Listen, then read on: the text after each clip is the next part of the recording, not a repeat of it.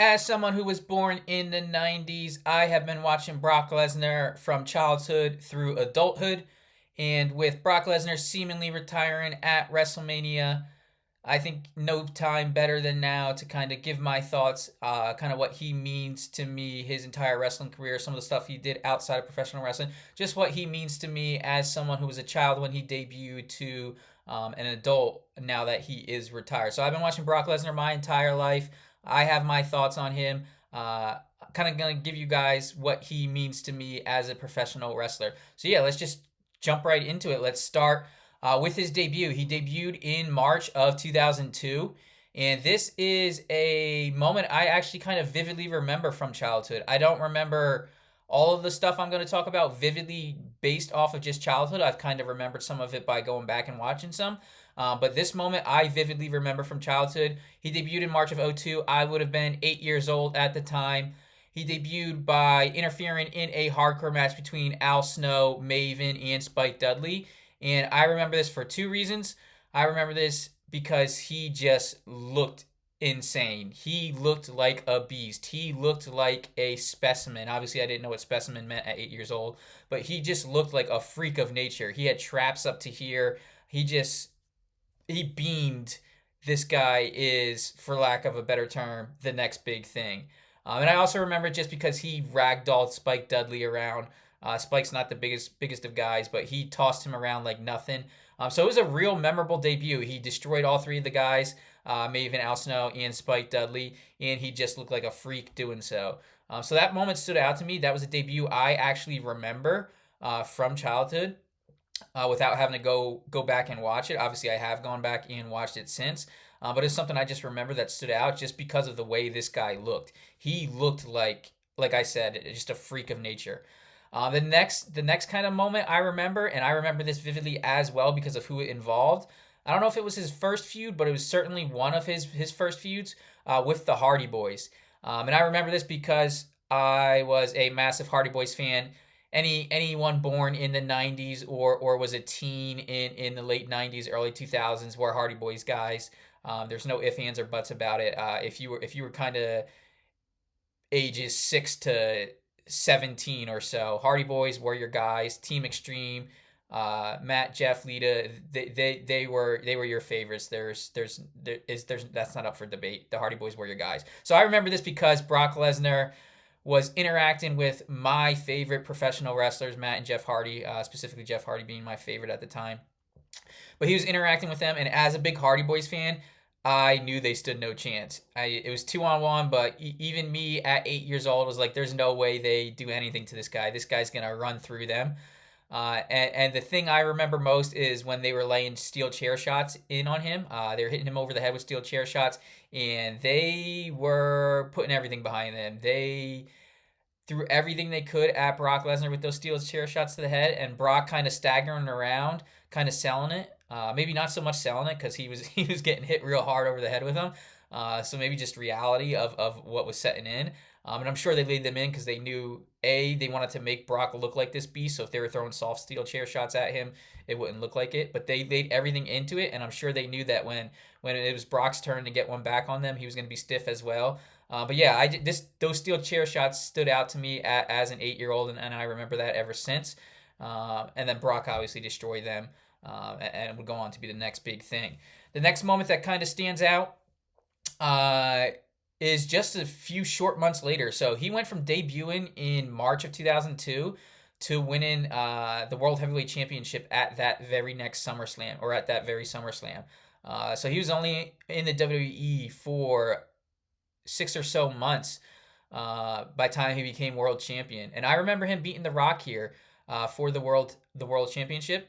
And you could have thought that, like, hey, this guy's so new, there's no real chance he's actually going to win this here. But that was not the case. I remember thinking as a kid, he is not losing here. Brock Lesnar is going to be champion, and he's going to do this so fast.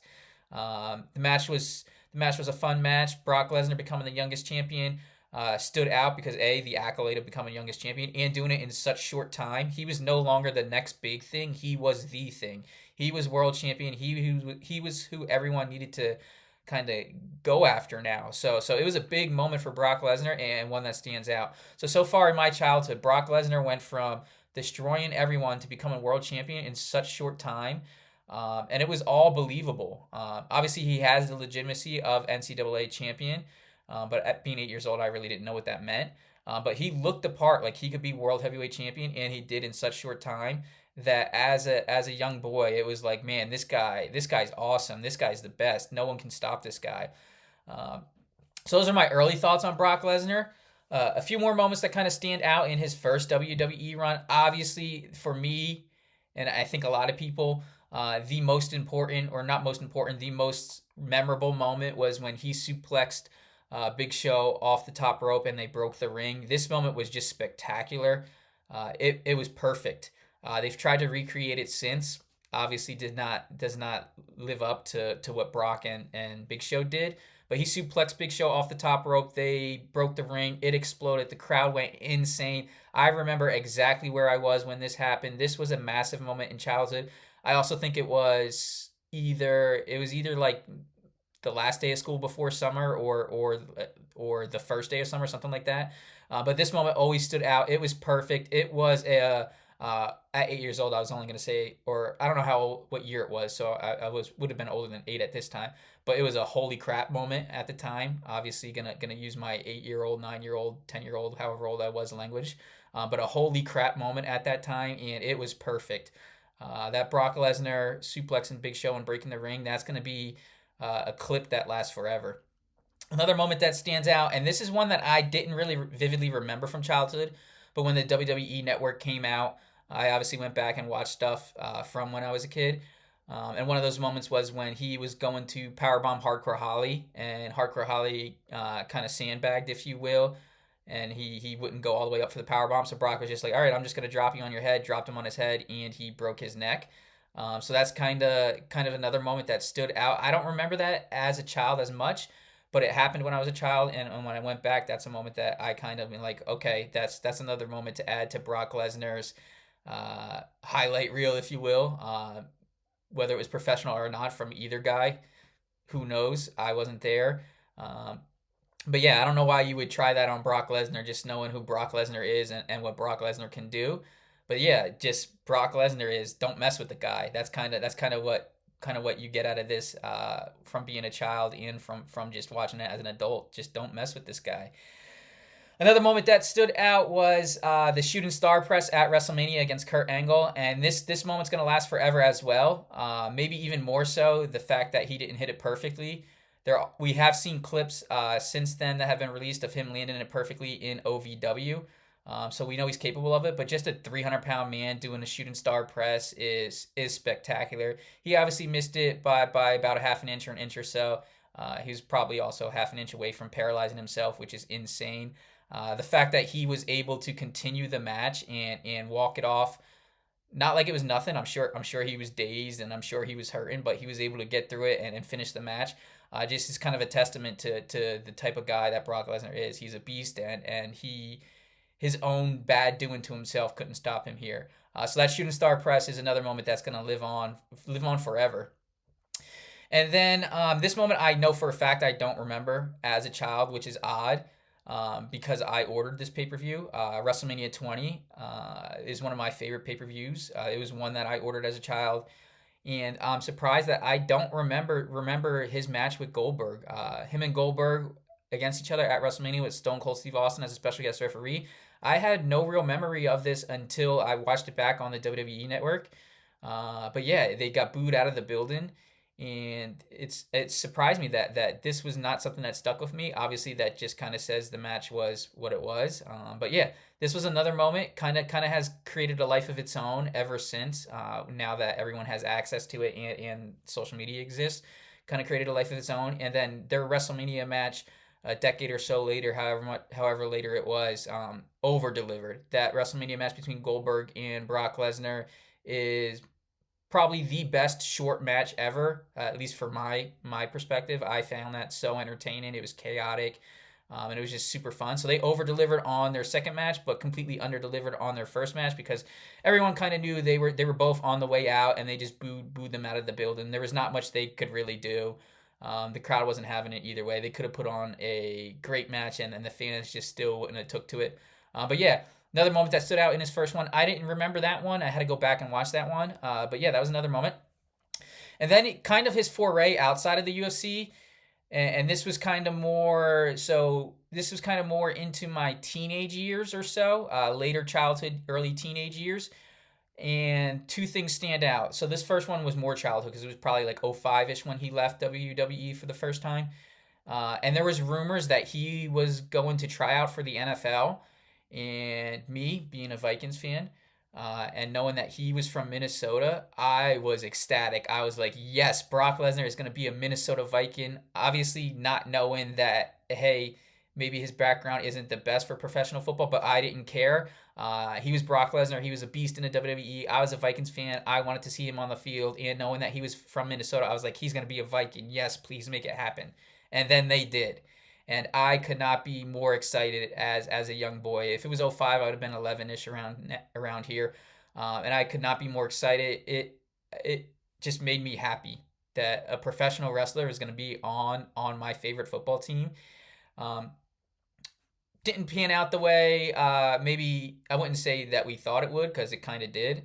He never played college football, so the fact that he was going to go from last playing football in high school to making a professional football team, very unlikely.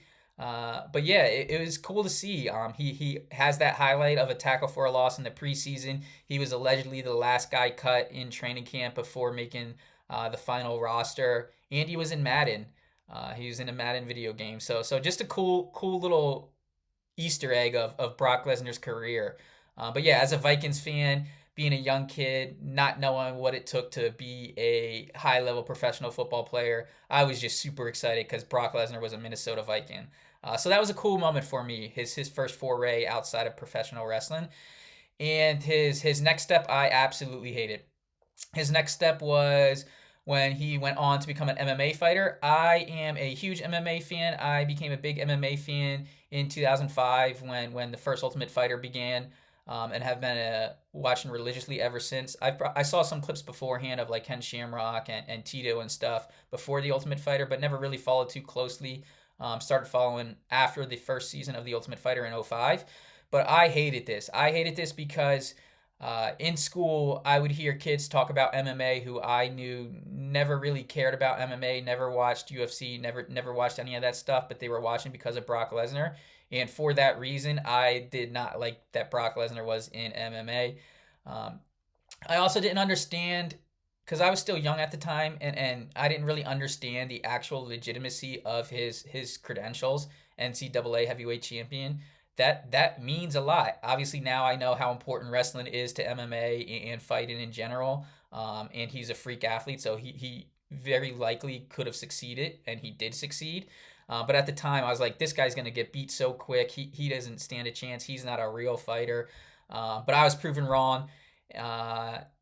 Became world heavyweight champion in the UFC by beating Randy Couture in like his third fight. He lost his first one to Frank Mir, then he beat Frank Mir, and then I think it was Heath Herring in between Frank Mir and Couture beat Heath Herring. So like in his fourth or fifth ever MMA fight, became UFC heavyweight champion, went on to defend that more than anyone at the time. Was the biggest box office draw there had ever been in MMA up to that point. So yeah, his MMA career was a resounding success. Box office, achievement, whatever measuring stick you have, he over delivered, and it was spectacular to watch. I wasn't rooting for him. I was actively rooting against him in all but his last fight against Cain Velasquez, and I only rooted for him because he had this big burly beard and he just looked awesome. So I was rooting for him in that Cain Velasquez fight. Unfortunately, he lost that one. But yeah, his MMA career was spectacular, just like his first run in WWE. His diverticulitis kind of impacted it, his health issues and stuff like that. So who knows what could have happened. He did make that return in 2016 against Mark Hunt, and at that point, I was rooting for him. I was over the fact that he's not a real fighter, because obviously he was. So I was completely on Brock Lesnar's side in that fight. But yeah, his MMA career was a spectacular one to watch, even though I hated it at first. It was entertaining. There's nothing else to be said other than it was entertaining. You can't deny it. Then he returned to the WWE in 2012, and this would have been my later teenage years. And I wasn't following WWE as closely at the time. I would see clips here and there on like social media.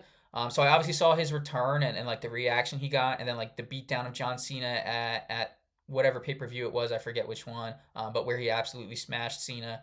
Kind of saw those clips, but wasn't following too closely.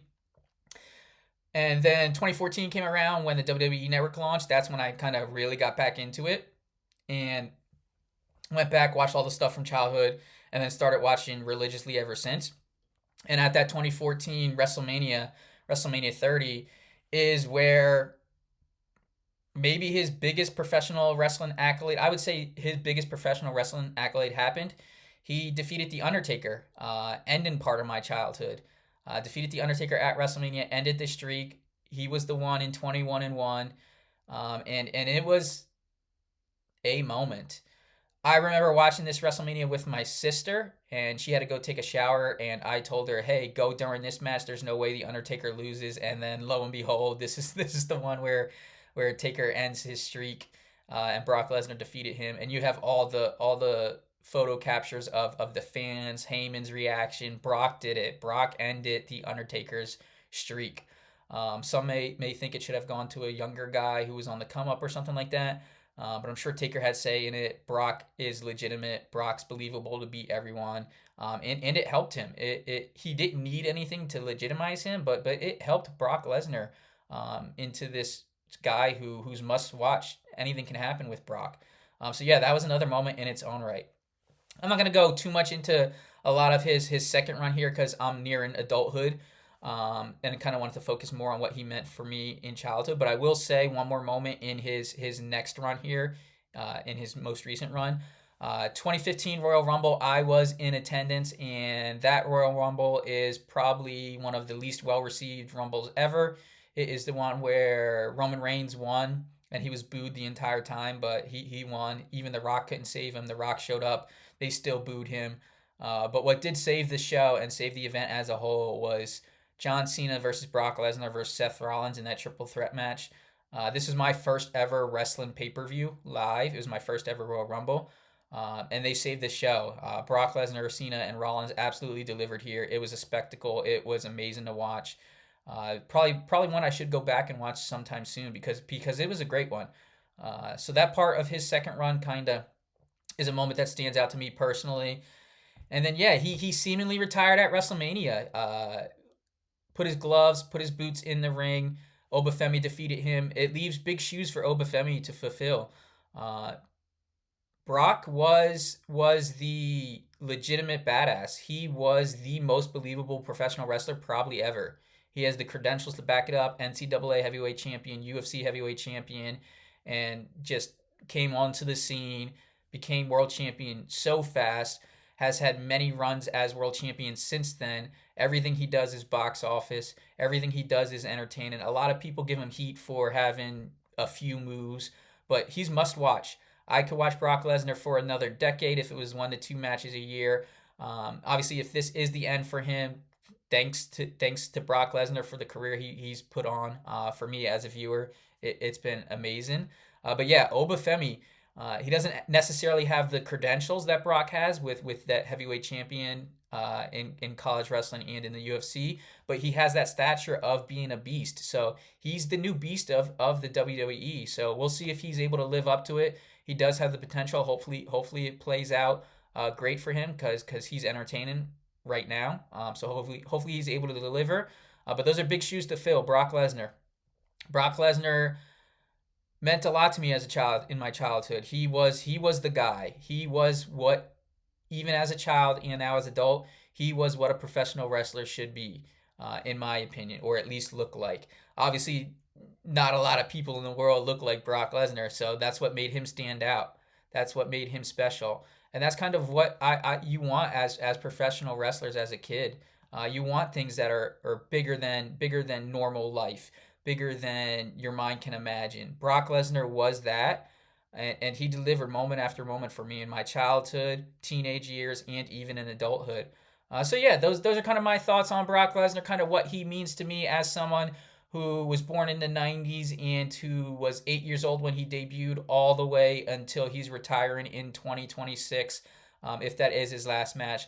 But Brock Lesnar, it's been an amazing career.